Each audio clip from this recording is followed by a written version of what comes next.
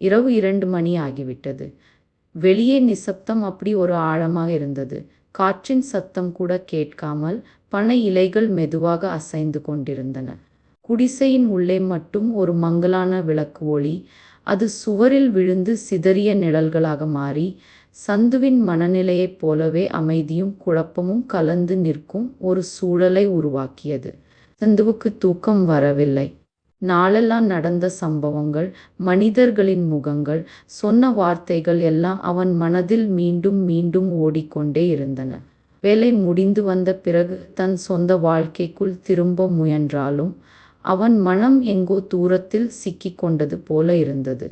குடிசையின் மண்ணில் விரிக்கப்பட்டிருந்த பாயில் புரண்டபடியே அவன் மேலே பார்த்து கொண்டிருந்தான். கூரையின் வழியே தெரியும் சிறு சிறு இடைவெளிகளில் நட்சத்திர ஒளி மின்னியது. அந்த ஒளி அவனுக்கு ஒரு நினைவாக மாறியது.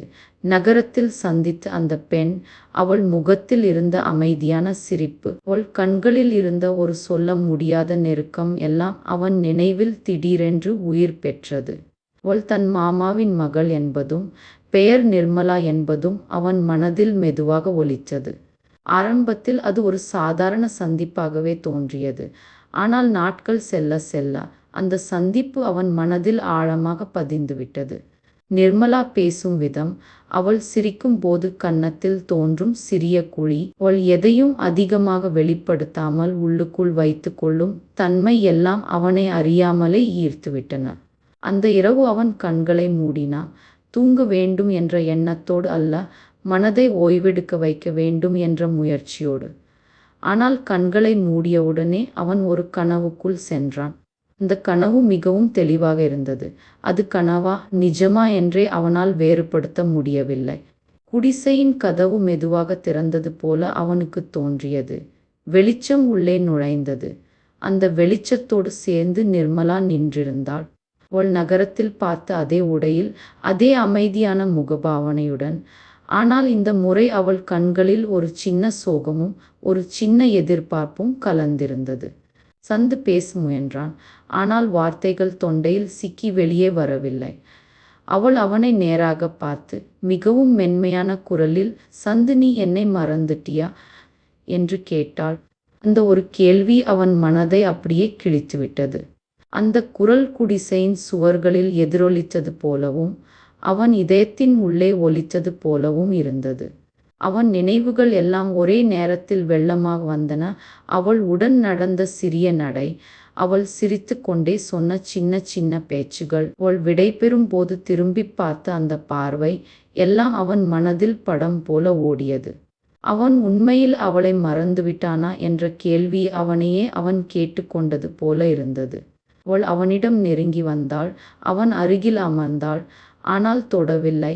அந்த இடைவெளியே அவன் மனதில் இருக்கும் தூரத்தை குறிக்கிற மாதிரி இருந்தது. நான் உன்னை மறக்கல என்று சொல்ல வேண்டும் போல அவனுக்கு தோன்றியது. ஆனால் அவன் வாயிலிருந்து எந்த சொல்லும் வரவில்லை. நிர்மலாவின் முகத்தில் ஒரு சின்ன சிரிப்பு தோன்றியது. ஆனால் அது மகிழ்ச்சியின் சிரிப்பு இல்லை, ஏதோ புரிந்து கொண்ட ஒரு அமைதியான சிரிப்பு. நீ சொல்லாததே போதும் சந்து, உன் மௌனமே எல்லாத்தையும் சொல்லுது என்று அவள் சொன்னாள். அந்த வார்த்தைகள் அவன் மனதை இன்னும் அதிகமாக கணக்க வைத்தது. அவன் வாழ்க்கை முழுக்கவே பிறருக்காக போராடி, சமூகத்துக்காக குரல் கொடுத்து, தன் உணர்ச்சிகளை எப்போதும் பின்னுக்கு தள்ளி வைத்தவன். ஆனால் அந்த இரவில் அவன் முதன்முறையாக தன் மனதை நேரடியாக பார்த்தான். நிர்மலா அவன் கனவில் இருந்து மெதுவாக மறைய ஆரம்பித்தாள். வெளிச்சம் மங்கியது. குடிசை மீண்டும் இருட்டில் மூழ்கியது. அச்சமயம் அவன் திடீரென்று விழித்து கொண்டான். கனவுக்கும் நிஜத்துக்கும் உள்ள எல்லை இன்னும் அவன் மனதில் தெளிவாக பிரியவில்லை. இதயம் வேகமாக துடித்து கொண்டிருந்தது. நெஞ்சில் ஏதோ ஒரு கனமான உணர்வு. கொஞ்ச நேரம் அப்படியே அமர்ந்தபடியே நடந்தது கனவா இல்லை உண்மையா என்று யோசித்தான். பின்னர் மெதுவாக எழுந்து முகம் கழுவி குளிர்ந்த நீரை முகத்தில் தெளித்து கொண்டான். அந்த நீர் அவன் உடலை மட்டுமல்ல, மனத்தையும் சற்றே தெளிவாக்கியது. இன்னும் விடியலே இல்லை. கிழக்கு வானில் மட்டும் ஒரு மங்கலான வெளிச்சம் தோன்ற ஆரம்பித்திருந்தது. குடிசையை விட்டு வெளியே வந்த அவன் அமைதியாக அருகிலிருந்த சிறிய கோவிலை நோக்கி நடந்தான். வழி எங்கும் பறவைகளின் மென்மையான குரல்கள், காற்றில் கலந்த மண் வாசனை எல்லாம் அவன் மனநிலைக்கு ஒரு விதமான அமைதியை கொடுத்தது. கோவிலின் முன் நின்று கைகள் கூப்பி கண்களை மூடி அவன் மனம் முழுக்க நிர்மலாவே நிறைந்திருந்தது. கடவுளே, அவளை எங்கே இருந்தாலும் பாதுகாப்பாக வைத்திரு. அவளுக்கு எந்த துன்பமும் வரக்கூடாது. அவள் வாழ்க்கையில் சந்தோஷமும் நிம்மதியும் மட்டும் இருக்கணும் என்று மனதுக்குள் சொல்லிக் கொண்டான். தன் வாழ்க்கையைப் பற்றி அவன் எதுவும் கேட்கவில்லை. தன் ஆசைகளைப் பற்றியும் ஒன்றும் வேண்டவில்லை. அந்த காலை அவன் கடவுளிடம் கேட்ட ஒரே வேண்டுதல் நிர்மலா எல்லா வகையிலும் பாதுகாப்பாக நல்லபடியாக வாழ வேண்டும் என்பதுதான். அவன் பிரார்த்தனையில் அவன் காதலும் அவன் மௌனமும் அவன் தியாகமும் அனைத்தும் கலந்து இருந்தது. அடுத்த நாள் காலை சூரியன் புதிதாக எழுந்து கொண்டிருந்த நேரம். சந்துவின் ஊரில் வழக்கம் போலவே வாழ்க்கை மெதுவாக நகர்ந்து கொண்டிருந்தது. கடைகளில் கதவுகள் திறக்கப்பட்டு தெருவில் மனிதர்களின் அசைவு அதிகரிக்கத் தொடங்கியது. அந்த நேரத்தில் ஒரு பஸ் மெதுவாக ஊருக்குள் நுழைந்தது. அந்த பஸ்ஸிலிருந்து இறங்கியவள் நிர்மலா. கையில் ஒரு சிறிய பை, முகத்தில் எப்போதும் போல அமைதியான சிரிப்பு, ஆனால் கண்களில் ஒரு சிறிய தயக்கம். சுற்றி பார்த்தாள். இது அவளுக்கு புதிதான இடம் என்றாலும் எங்கோ பரிச்சயம் போல மனசுக்குள் ஒரு உணர்வு. பஸ் ஸ்டாப்பில் இருந்து சந்துவின் வீட்டை நோக்கி அவள் நடந்தாள். வழியில் வீடுகள், மரங்கள், மண் வாசனை எல்லாமே அவள் மனதை இன்னும் அமைதியாக்கியது. சந்துவின் வீட்டின் முன் வந்து நின்றபோது வாசலில் அவன் அத்தை நின்று கொண்டிருந்தாள். முந்தைய நாளே சந்து கோவிலில் நின்று வேண்டிக் கொண்ட அந்த முகம் இப்போது அவன் கண்முன்னே இல்லை. ஆனால் அவன் மனத்தில் மட்டுமே இருந்த நிர்மலா இன்று நிஜமாக அவன் வீட்டின் முன் நின்றிருந்தாள். அத்தை அவளை பார்த்ததும் கொஞ்சம் ஆச்சரியத்தோடு, யாரம்மா என்று கேட்டாள்.